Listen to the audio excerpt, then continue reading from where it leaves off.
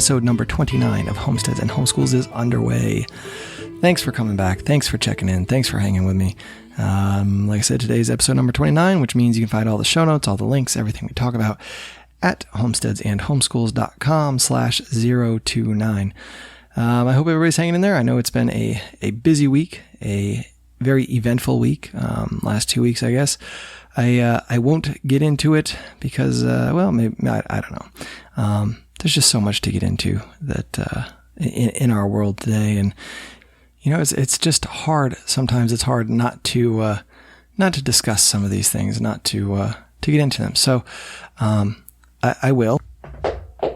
But before I do it, I have to figure out what that noise was. So, bear with me a second here. Oh, hey, Redworm, what's going on? Hey, Mr. Ben, I heard you were going to be talking about red wiggler worms today, and I thought I'd stop by and check in and say, hey. Well, hey, man, how'd you get out of the bin? I just climbed up that wall. I heard you talking to Mr. Bentley Christie not too long ago, and I figured I'd start the journey then, so here I am today.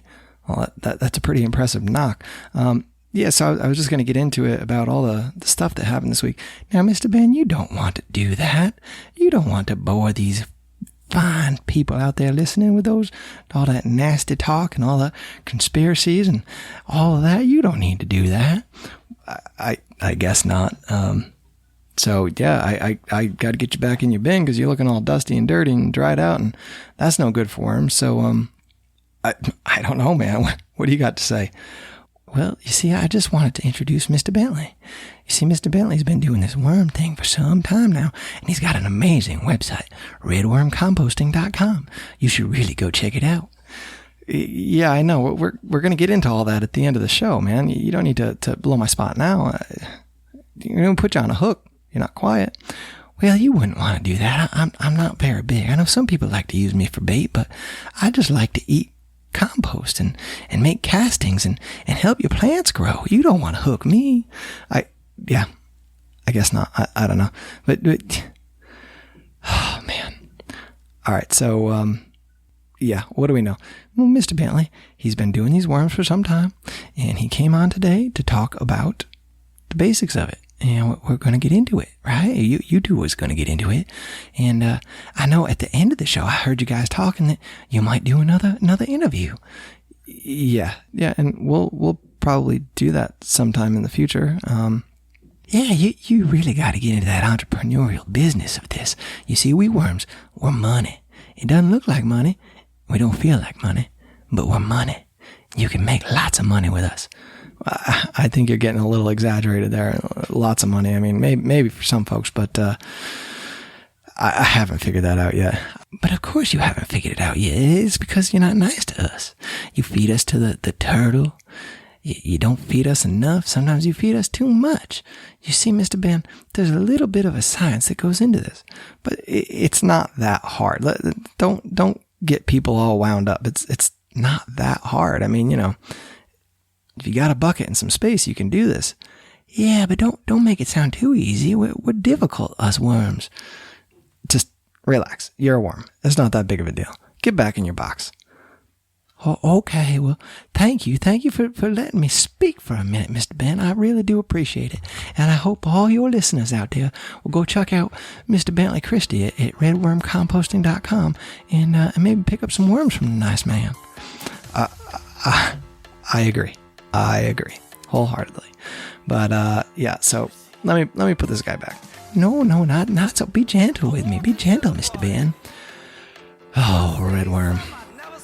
Well, okay. He's back in the box now. I apologize for all that, but, I think he said it all. So, let's go plant those Liberty seeds with Mr. Bentley Christie. Now this wasn't no ordinary dance. Hey man, why is everybody swimming in a trance? I couldn't figure it out like your grandpa's riddle. I asked them what they doing and they said to say wiggle.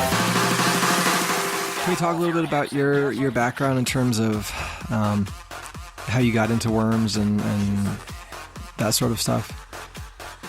Yeah, well, I mean, it literally started with a worm bin.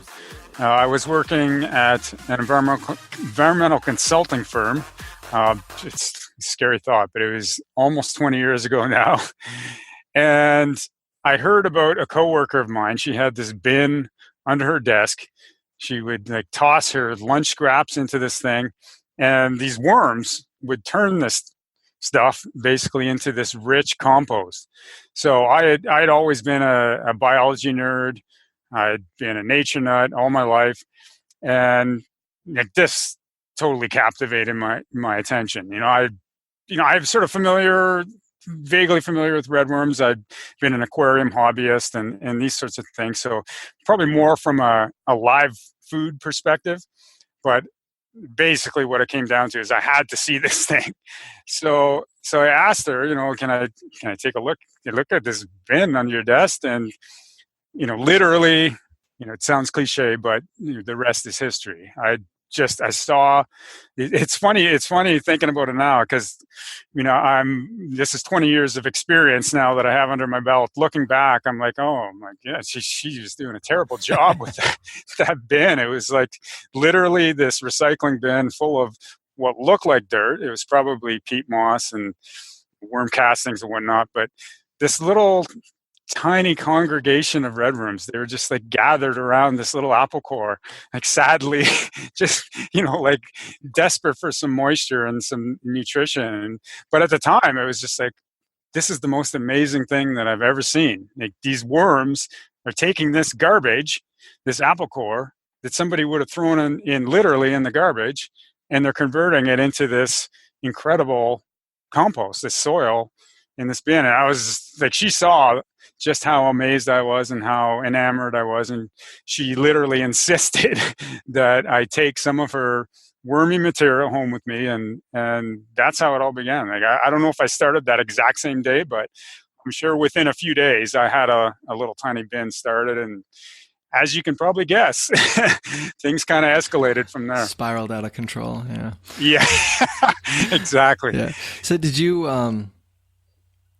I guess, why did you decide to grow them then? I mean, were you still feeding them to, I don't know, I guess aquarium stuff? I don't even know what you call that. But like, were you using them as a food source for animals, or why did you decide to just start growing them? Yeah, that's a good question. The funny thing is, I mean, the times when I actually attempted to do that was back before I had any kind of concept, any kind of knowledge about actual worm composting. Literally, and this is, I'm sure a lot of people can relate to this. Like, they get this idea in their head that, I'm going to raise worms. This is going to be cool. And literally, I went up to my garden. I dug a bucket of dirt and worms, put the worms in it. And I just thought that if I put this bucket in my house and I maybe put some kitchen scraps or something in it, that these soil worms that I got from my garden were going to, turn into this crazy productive worm bin. And this is a very common misconception. And of course, that failed completely miserably. And that was that. But the funny thing is, once I got into the actual composting side of things, once she had given it to me, I just started reading more about it. I started learning about, why a lot of people actually do this. And it wasn't long before I kind of fell in love with these worms, and I wouldn't even have dreamed of ever adding them to an aquarium or anything like that. So it's sort of a funny thing. So very quickly it became I'm learning more about composting. I'm learning about like why I'm actually doing this. So it was sort of more about, let's see if we can raise these worms. Let's see if we can produce these worm castings. And that was probably my initial focus. Well, other than just keeping the damn things alive. Yeah. which wasn't that easy for the first few weeks, that's for sure. It's funny. I had totally forgotten. But as a kid, I remember now, like, keeping worms. My parents had a root cellar, and we used to go out at night. I grew up in like upstate New York. You go out at night and you pick the night crawlers, throw them in a bucket, and we could keep them alive in the root cellar for a little while with some worm bedding. I don't know what it was. It was almost like a paper Kleenex torn up, and the padded envelopes you rip open, and you throw some coffee grounds in there, and they'd survive for a little while, but I never really thought about that. Like, I assume people probably just grab them out. And of course, we were using them for fish bait. So, the life expectancy wasn't that long anyway. But, yeah, well, that's extremely common. I mean, exactly what you just described, and especially with something like a night crawler. Like a lot of people are into the fishing, and I'm sure I've probably done that at some point as well. It just you can collect them very easily, and so the assumption is, an earthworm's an earthworm's an earthworm. You put it in a system, and they take that good information that relates to worm composting, like the coffee grounds and the paper waste, everything you told me, it's like, oh, that sounds like a good worm bin that you're setting up, but unfortunately it's the wrong worm. Like those are what's known as anisic worms.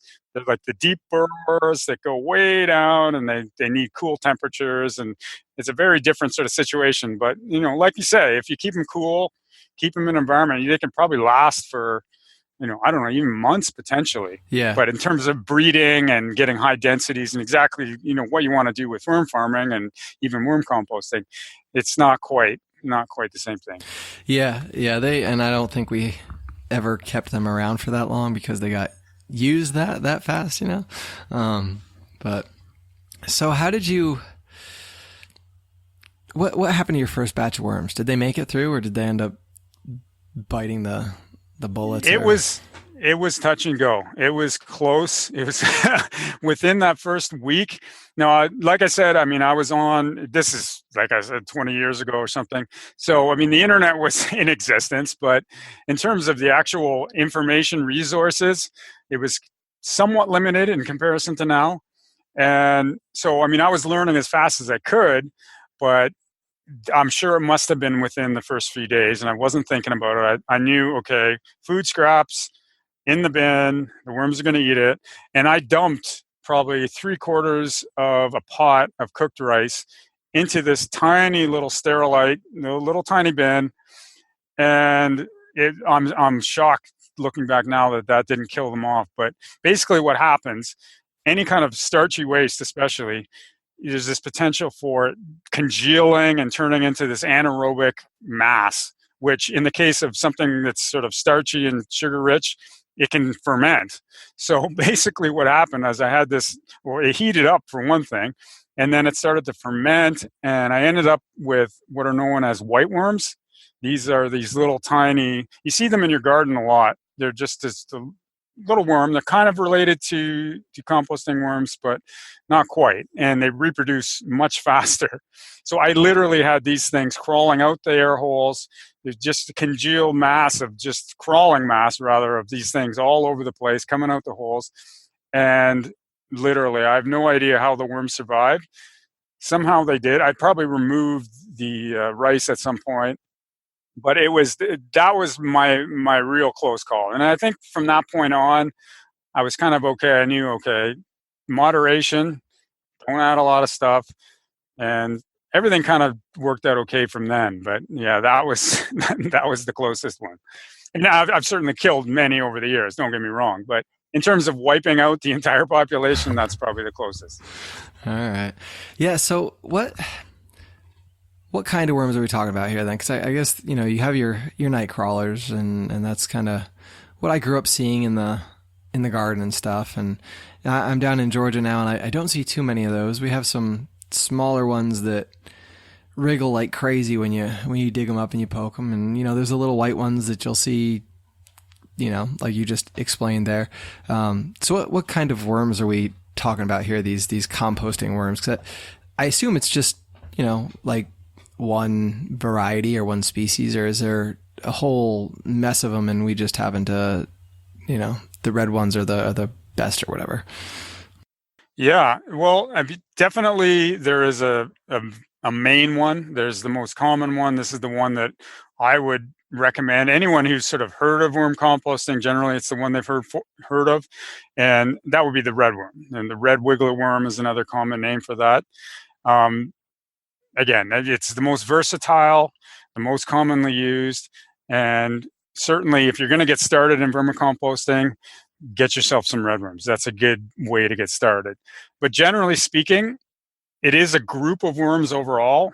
They're known as the epigeic worms. I talked earlier about the anisic worms, which are the deeper burrowers, or the epigeic worms are the ones that live in this rich organic matter. It's often up above soil level. So something like an old manure heap or like your compost pile.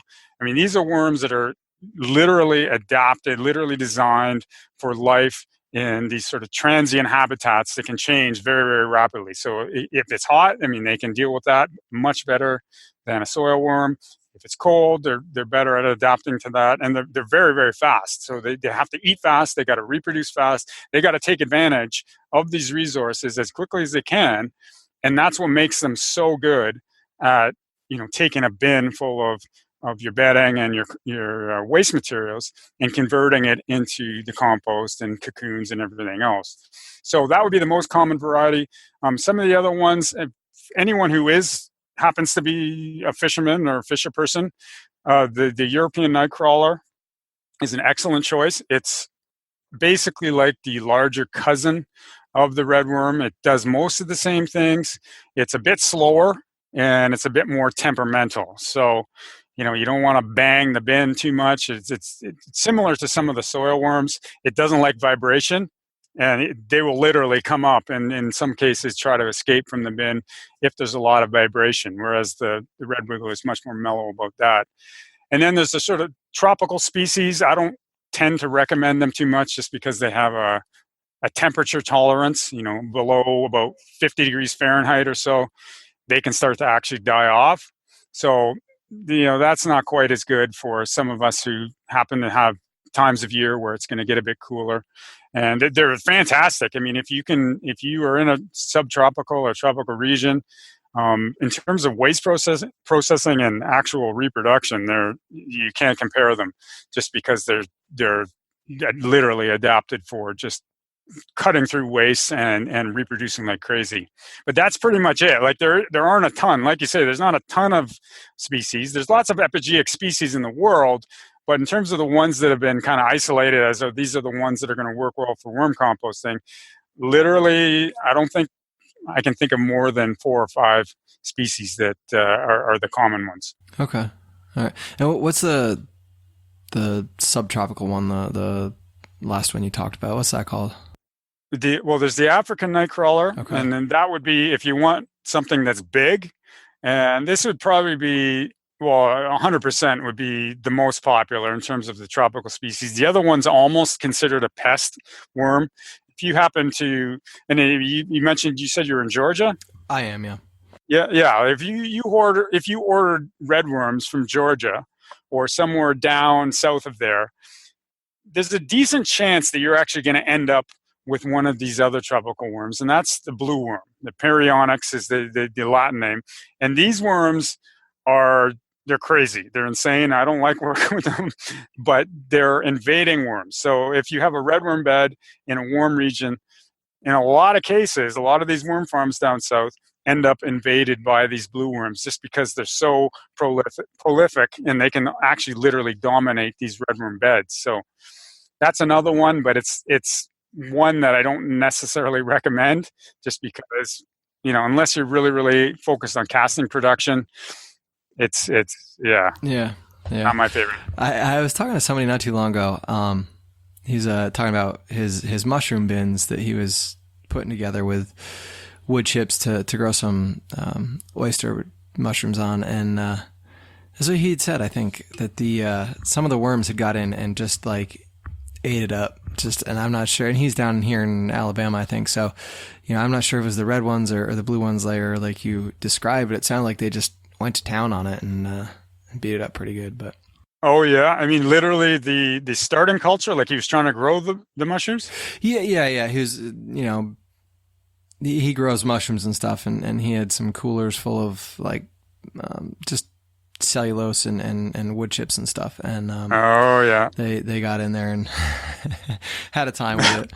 But so yeah, well, and the funny thing is, I mean, on a sort of positive side, if you take what you get after producing the mushrooms, I mean, that can actually be fantastic to then sort of transition into vermicomposting. But yeah, I bet if they see that sort of that rich stuff that you're using to grow the mushrooms and they get in there, yeah, it can be game over.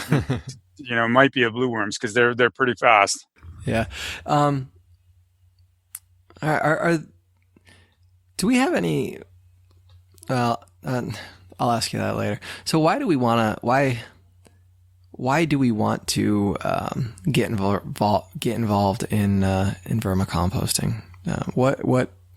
What benefits does that give us? Why should I bother? Yeah. Well, I mean, I guess the first level of that question would be, why bother with composting at all?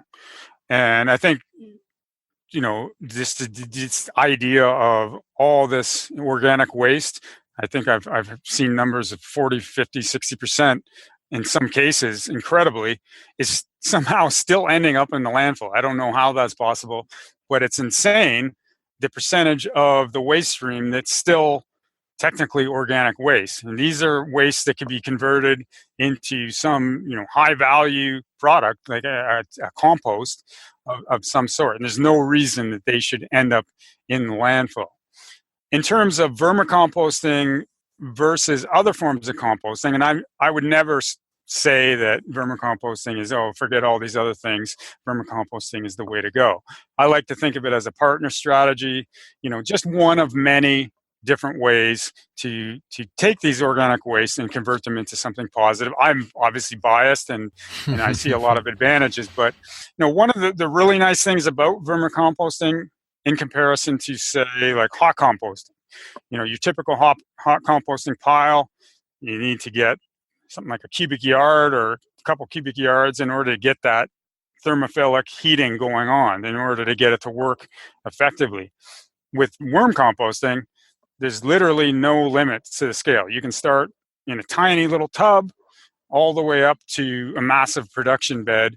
And because these worms are doing so much of the work for you, and that's another benefit right there. I mean, it's like having this little army of composters in there. They're mixing, they're aerating, they're fragmenting, they're transporting those beneficial microbes all around the material. They're doing all the work that you would often have to do yourself. If you're with a tumbler, it's kind of easy. You just turn it and that helps. Or with a traditional pile, take your pitchfork, dig it around, and you got to get in there, and it's labor. Obviously, you're not going to keep a compost pile in the middle of your apartment, but a worm bin, on the other hand, fits nicely on a shelf. Obviously, maybe not the same production level. You're not going to get the same amount, but it allows somebody to at least get the ball rolling, to feel like they're making progress. And the beauty of it is that you don't need a lot of vermicompost or worm castings to actually have a benefit. You can put a tiny amount in a potted plant in the bottom of a planting hole, and it's very, very potent in comparison to something like a bulk compost. So even an apartment dweller, I mean, they could still see a lot of benefits from that. So I think that's sort of like the big thing. I mean, there's other things. I think it's fun. I think it's, I know you have a sort of homeschooling crowd here, and it's amazing educational opportunity. There's something about worms and kids. I don't know. The adults, they're not quite so sure about these slimy creatures, but kids, I mean, they get in there and they want to see these worms, and it's different than looking at a heap of compost. Like, you see these worms, they're doing this work, and like it happened to me when I first saw my worm bin. It's just this amazing thing that these worms are doing all this work. So, I mean, I think that's some hits on some of the highlights anyway. Yeah, it's I tell you, we have a small bin, and every time I go to open it up to feed them or to look at them, the kids are all over it, and it's cool, because you can find every stage of life in a worm bin, and the process, the life cycle is so short, so quick that you can find that, you can watch that, and that's a huge thing for the kids. I think it's I don't know, that science boiled down, and I don't know, the kids appreciate it. They do. So it's good. But oh yeah. And a lot of teachers, I find, I mean, so many of the people that kind of get in touch, or the people that buy worms, it's amazing how many of them are teachers. And I can see why. I mean, you got your biology, you got your ecology, you got your recycling, potential tie-ins with agriculture, gardening. There's so many ways to kind of make a lesson out of it. And, like you said, I mean, the kids are right in there and they love it. So, Yeah. Good stuff. Yeah, they do. They do for sure. So somebody wanted to get started or has been, I mean, like what, I know there's a good handful of I don't know, bins or styles of bin, or I don't know, what do you call it? The different ways to grow your worms. Just your worm bins. You just your worm bin, I guess. Okay, that's a good way to get started.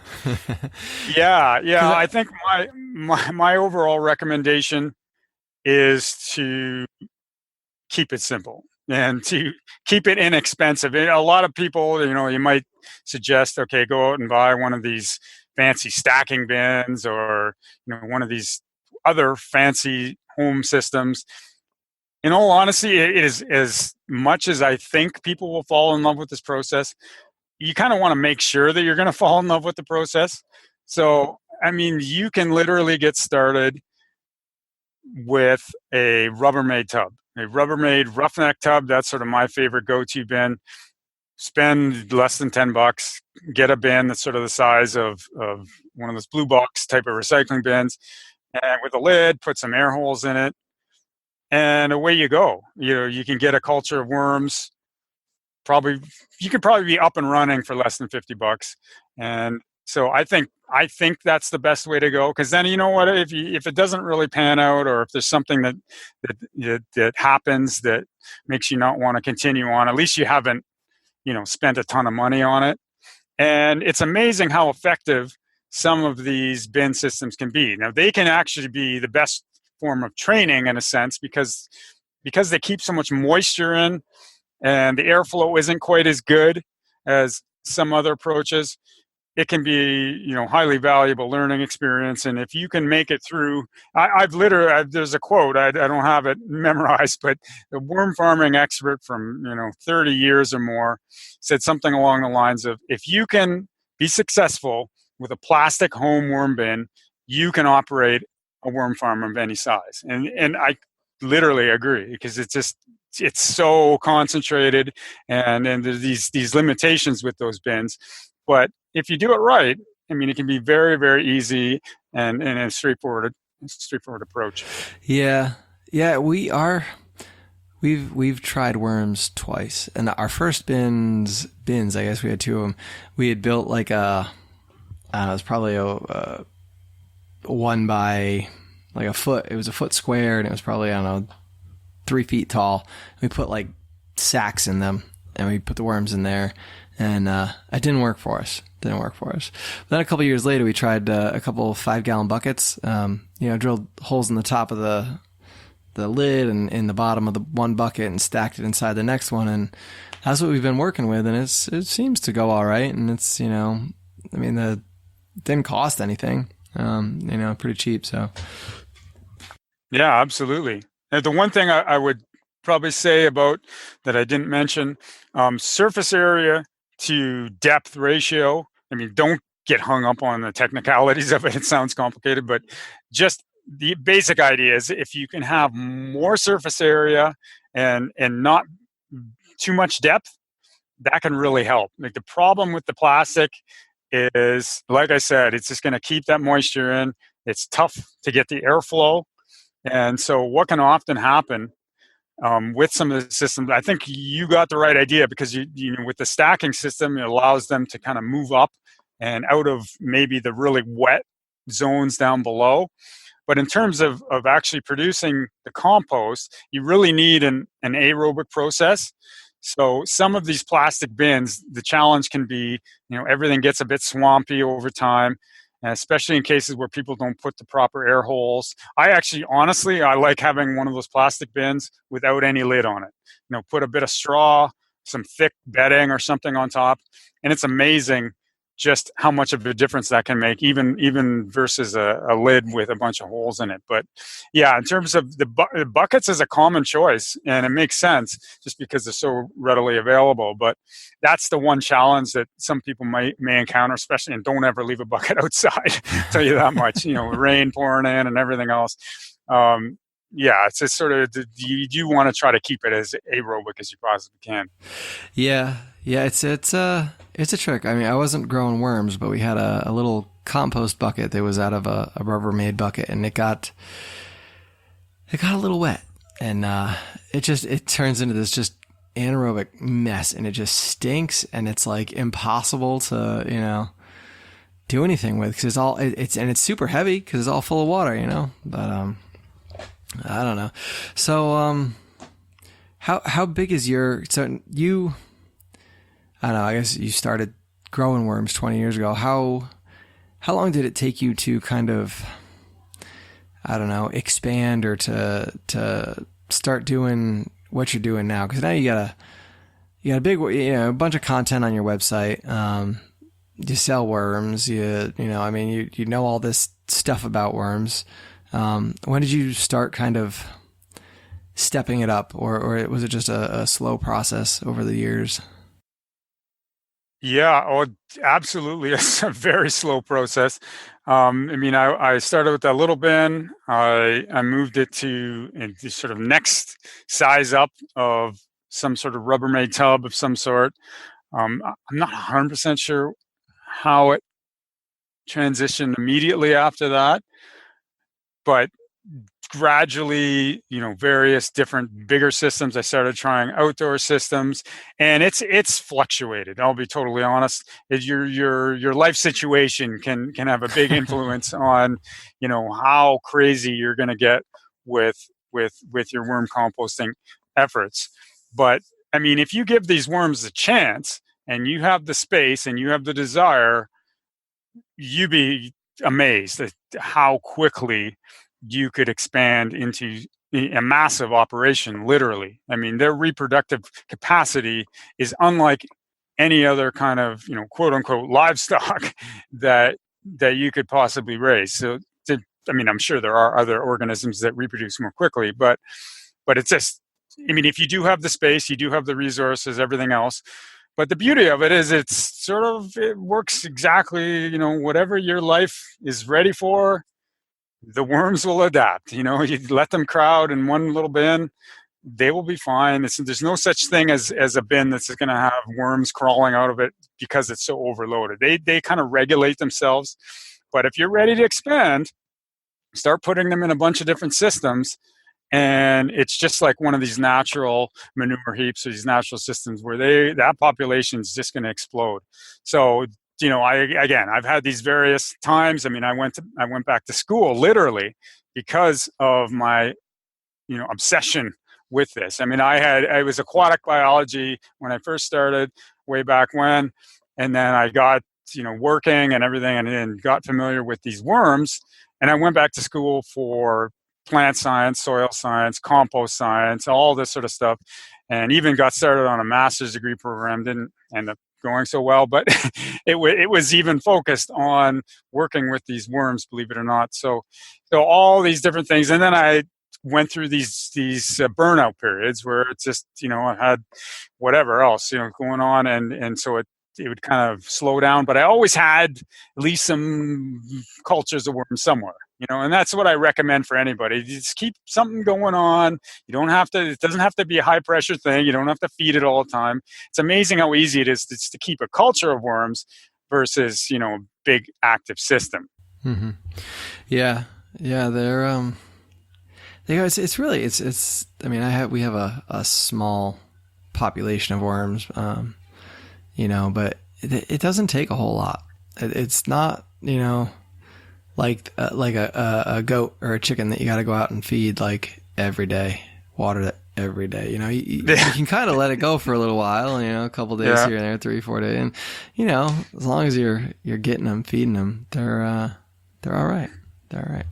But that's exactly it. You can, and what I try to sort of encourage people to get in their heads is this idea of neglecting a worm population. As long as you have bedding is really important. It's one thing that people kind of forget about, but something like a paper, shredded cardboard, something like this, if you have that in your system, and you have a lot of that in your system, it's almost impossible to starve your worms.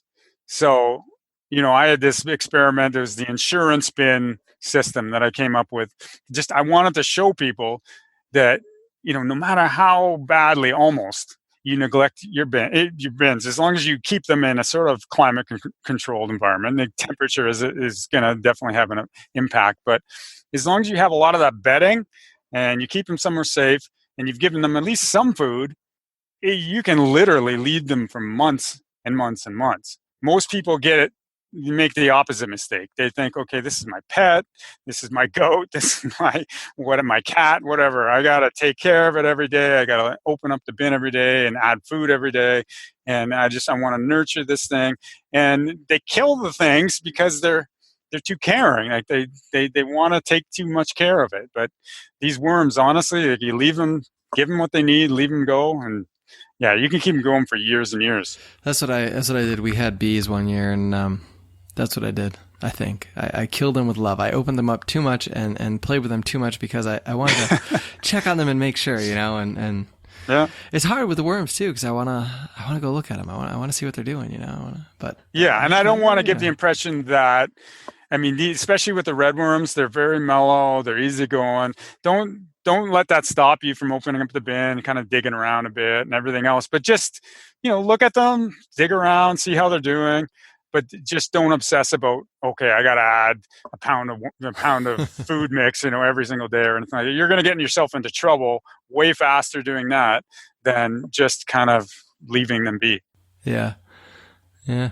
What would you say is the most important factor, I guess, or most important factor when it comes to growing worms? Is it the housing, the moisture, the overpopulation, food, what temperature?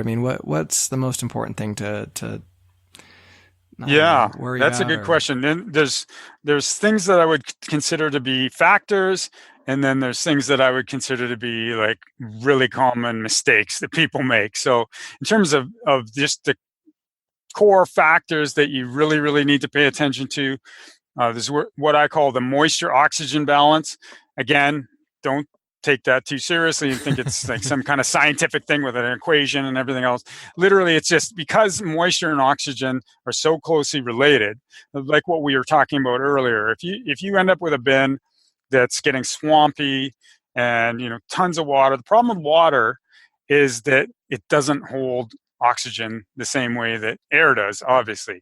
So, and especially when you have a water or liquid that's full of all this organic stuff. You talk about biological oxygen demand. Again, another technical term, but it's just this idea that these microbes are going to use up that resource super quickly. They're going to use up the oxygen, and it's going to end up this nasty, smelly, anaerobic mess.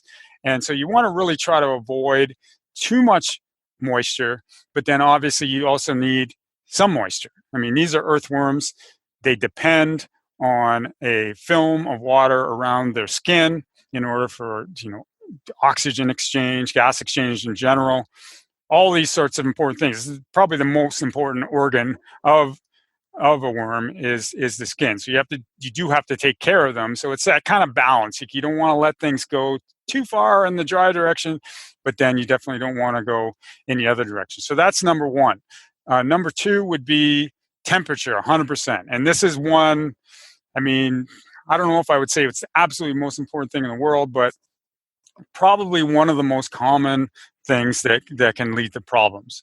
People just don't learn, or they forget about the fact that these are living organisms, and as tough as they are compared to soil worms, if you get up past the sort of 90 Fahrenheit, 30 whatever degrees Celsius range, you're going to start to get into a point where, and even with the tropical worms, that's the funny thing, they're pretty much exactly the same. They have less tolerance at the lower end, but pretty much the exact same tolerance at the upper end. And it's just sort of up in the 90s. It's going to really start to stress them out. And eventually they're not going to be able to handle it if you can't find a way to kind of cool them off. So anybody that has to put a system outside, please don't put a plastic worm bin, especially not a black plastic worm bin, out on your deck or anything like this in the summer heat, especially not 100-degree weather, 90-degree weather, because ambient's one thing, but then you've got solar radiation, you've got microbial heating, all this stuff that can happen. So there's lots of strategies for outdoor systems.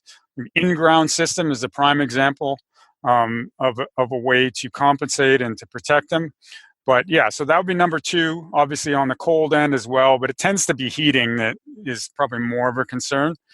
And then, you do need some food. Right. I'm sort of cautious about, they need food, because then it comes back to this discussion we just had. People get this idea, I got to feed them all the time. But obviously they need some nutrition, but they almost as importantly, or just as importantly, they need a safe habitat. And I think that's one that a lot of newcomers forget about. You have this idea, okay, they process waste, they can live in waste. And in some cases, that is true. It totally depends on the waste. Something like horse manure is kind of like the ultimate habitat and food. But for the most part, for the average person setting up a worm bin, you absolutely need to have a safe habitat, and something like the shredded cardboard, the newsprint, some sort of a bedding material is going to really help in that department. So those are sort of the big things. And in terms of the mistakes, I think we've kind of covered it. Overfeeding, big mistake. Like, you don't want to add too much. As long as you have the bedding, a tiny amount of food, or even a modest amount of food, with all the other factors considered, and you should be good to go. Yeah, that too much food thing, they if they can't eat it, something else is going to eat it. Whether that's mold or unwanted pests or whatever, and that's starts stinking. But you talked about outdoor worm bins or putting it outside. I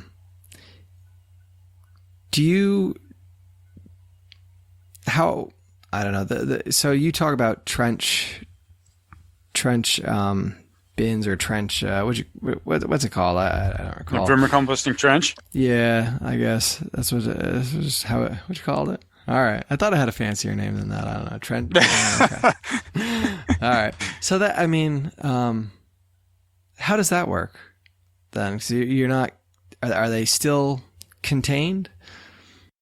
Yeah, well, that's a good question. That's one of the funny, totally obvious and makes total sense concerns that people have, is they think, okay, you have your worm bins as a plastic thing. They're not, they're stuck in there. They're not going to get anywhere. Once you put them out in that soil environment, naturally this idea of the worms wanting to leave and to go, and I mean, trust me, there are situations where they might want to leave, but that's only when you're not doing it properly. No, the soil is fantastic. It's amazing how much of a buffer it can provide for environmental extremes. So really, really hot weather, really, really cold weather, you have them in any kind of in-ground system, and it doesn't have to be a full-on crazy trench either. Like something just like pretty much any outdoor system out in your yard, I would recommend digging some kind of depression or pit underneath. And so something like a backyard composter, anything, a vermicomposting planter is another system that I've sort of got going. And of course, your typical vermicomposting trenches, you get that depression down below the ground, and just, once you start digging down, you can start to feel just how much of a difference there is in terms of temperature compared to ambient. So what this does is it gives them a place to go. If it's super cold or if it's super hot, all they have to do is go further down into this depression, and they're going to be protected from a lot of these extremes. So that's like the big sort of power and potential of this type of system. There's a whole other level when you start integrating these types of systems with plant growing. So if you have your garden next to a vermicomposting trench, or even a backyard composter for that matter, and it's got this sort of in-ground system, those plant roots can extend into the pit, into the trench, and they can start to extract benefits without you having to do anything. You don't need to harvest the castings and do anything like that. So it's this beautiful kind of integrated system, and everything works out really, really well. That's cool. That's really, and how did you kind of figure that out? Well, oh yeah, like a lot of things in my life, it was just like this really dumb idea. Basically, it was probably about just over 10 years ago now. It was actually, the funny thing is, the same year that I started up my own worm farming business. I guess I was just kind of, feeling optimistic and wanting to really get a jump start. And I approached this incredibly popular local restaurant, probably one of the most popular restaurants in our region, about taking all of their compostable food waste without thinking about it. Just like, yes, I would like to take all of your, don't tell me how much, just I'm going to take all of it. And I live in the suburbs. I lived in the suburbs back then. I still live in the suburbs. And I had it in my head that I was going to take all of the compostable food waste from this most popular restaurant in the region and do something with it on my suburban property. So I had, I felt pretty cool. I had like 3 composters or something in the backyard, and in worm bins and this sort of idea inside and everything else. But I was clueless. Like, I had absolutely no idea what I was doing. And looking back, I mean, I shake my head. I'm happy about it at the same time, but it was ridiculous. So anyway, it turned out to be literally hundreds and hundreds and hundreds of pounds that alone, like the logistics of driving my car, and I'm not a truck. I've never had a truck. I drive my car over, pick up these plastic bins, put them in my car. Of course, they love the idea. It's like, yeah. Oh yeah, sure. We don't have to pay to get this stuff taken away. Yeah, we're on board. Whatever. Yeah, you know what you're talking about. So taking this stuff, hundreds of pounds of food waste, and first phase, yeah, this is great. I'm filling up my backyard systems. Everything's working fine. Yada yada yada, and that didn't last long. Next thing, I was digging holes all over my yard, like literally going around like a squirrel, digging these tiny little holes and just chucking the stuff in. And so that lasted a little bit. I found spots, and I was pretty creative about it, and whatever. And then it got to the point where, okay, I'm screwed. I'm in real trouble here. I don't really have any good spots for these little holes, and these systems are overloaded big time. It's not even aerobic composting anymore. This is a real problem. So everything started accumulating in these holding bins, these plastic holding bins, middle of the summer by this point, and it was a nightmare. I mean, I literally walked out into my backyard, was hit with a stench of despair and rotting food waste. And I was literally terrified. I was sure that, van was going to pull up, a dark van, people, sunglasses, they were going to throw me in, and that would be the end of it. But anyway, I had this just a desperate moment. I thought, okay, I've been digging these little holes. Why don't I dig this gigantic trench in the middle of my garden? At least it's one big giant thing.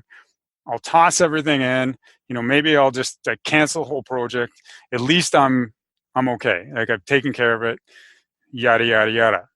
And as it turns out, I had a whole bunch of cardboard and paper waste at the time, and so I started thinking about it a bit more reasonably. And I thought, at least maybe I should put that in there. Maybe try to make some sort of composting system out of it.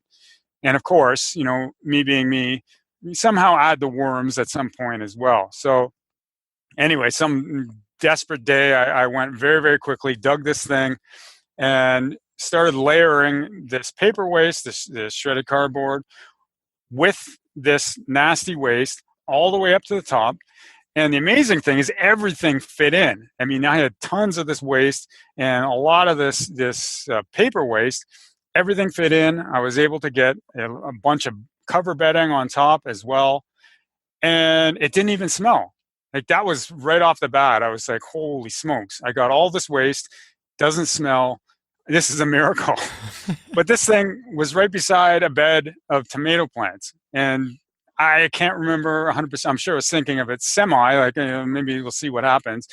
But the absolute, if this boggles my mind to this day, how the garden responded to this trench that was sitting in beside it. Like, explosion of growth, and like nothing I've ever seen before. I mean, this is the best garden I've ever had in my life, or up to that point for sure. I mean, I've been decent gardener at that point, but suddenly I felt like I was like some kind of green thumb pro or something. And I expanded. I mean, I started doing more trenches, more gardens. I didn't cancel the project. Eventually I did. I mean, it got to the point where, if it's September, October, I knew, okay, climate and the weather is going to have a major impact on the productivity. But no, I mean, it was just like trying to solve a problem, and it ended up working out far better than I would have imagined. That's great, man. That's a great story. I can just imagine it. The neighbors thinking you're burying a body out there, digging this big old trench. Yeah. No, I Crazy felt guy like his that. worms. It's that serious. Oh man, that's great. That's great. Well, I know you gotta go. I appreciate your time today. If somebody wants to get started with worms, whether it's learning or picking up a bin or purchasing some worms, tell them where they can go. Yeah, redwormcomposting.com is my. Now I'm sort of in a funny position. I live in Canada. I'm Canadian, but a lot of my audience is U.S. based, and you probably noticed it talking in Fahrenheit and everything. I'm so used to addressing a U.S. audience, and so Redworm Composting is sort of a primarily U.S. focused. I work with a U.S. drop shipper and whatnot, and we do the one system that I do sell. My basic recommendation, as I've said already, for anybody who's just getting started, like honestly, I'm not going to say, go buy this expensive bin. I'm going to say, go out and grab a Rubbermaid tub, spend a few bucks, cut some holes in it. You're undercutting yourself, man. Do the basics, and yeah, exactly. But no, I mean the one system that I do sell, the one system that I'm sort of, I guess, kind of passionate about from on a home level. It's called the Urban Worm Bag, and it's very similar to one that I used to sell called the Wormin. And this is what's known as a single compartment flow-through system. And what I love about these systems, everybody knows about the stacking bins. And you go out, you buy the Worm Factory, these different things, and I'm not here to slam them. I'm not here to say that nobody should ever buy them. They're a good system, and if you're just getting started and you happen to have one, then by all means, take advantage of it. What I love about the single compartment flow through is it's such a simpler process. I mean, it's all in one simple bag in this case. Mm-hmm. You set it up just sort of in a similar manner. You have this huge volume in comparison to one of these trays in one of these stacking bins, and it's much more of a natural thing. It's much more similar to what might happen in a natural system, and very simple process. You kind of build it up. You start with what's known as a false bottom, lots of cardboard and whatnot down at the bottom, and then by the time the level gets up close to the top, a lot of that stuff down at the bottom, not necessarily at the very bottom, but close to the bottom, will have been converted into the vermicompost. And by that point, you can start to harvest. And it's sort of like priming the pump. Like once you get to that point, you can then kind of harvest on a periodic basis. And it's a bit easier than like the bins that I recommend. That kind of requires more of a dump and sort type of harvesting approach. Light harvesting is a common one. The worms dive down as you scrape away the material because they don't like light. But with this, I mean, you just scrape it out of the bottom, and yeah, it's a pretty easy system. But again, it's probably $100, more than $100 to get started for something like that. So the basic Rubbermaid tub is never a bad way to get started. All right. Well, you should get an Amazon link or something to Rubbermaid tubs then if you're going to push that. So. All right. So I will link to that in the show notes to your website. And people can get worms from you, the red wigglers. And, it's fun. It's one of those things. It's fun to have around, and, you get something out of it in the end, and it helps take care of some of your food waste, some of your, paper waste. So. Yeah. And one thing we didn't get onto, and who knows? Maybe in another episode or something, is the entrepreneurial side. This is something, I know you have the homesteading crowd. A lot of these people are part of your community. And, like I said, it's sort of like the ultimate livestock. I'm biased, but, these worms, especially what's amazing about them, it's not like a standalone thing necessarily. They're great on their own, but when you team up these composting worms with something like the goats or the rabbits or any of these other types of livestock that people like to keep, I mean, you got huge potential right there, because they eat the crap. They literally eat the waste of these other animals. And we've already talked about it, all the advantages of the worms themselves. So, anyway, that's something, we'll explore in another time, but just something to consider. Yeah, I wish I could have got into that. We're going to have to have you back on. But, all right, man. Well, I appreciate it. So, yeah, thanks for coming on. I'll put all those links in the show notes. And,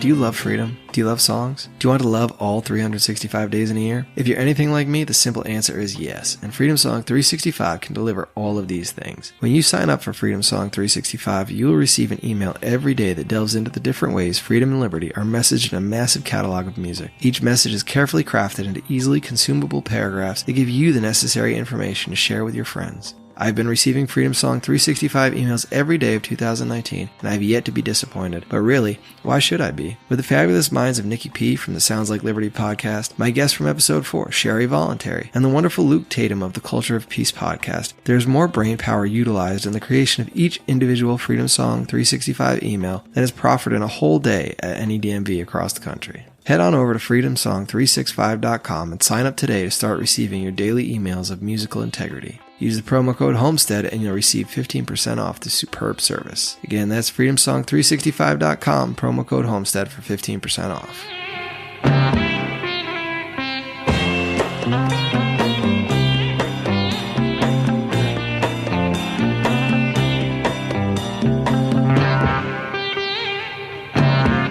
Worms. What isn't there to love about worms? I hope you guys enjoyed that. I hope my discussion with Red Worm in the beginning wasn't too much for y'all to handle. But he stopped in, so I had to entertain him.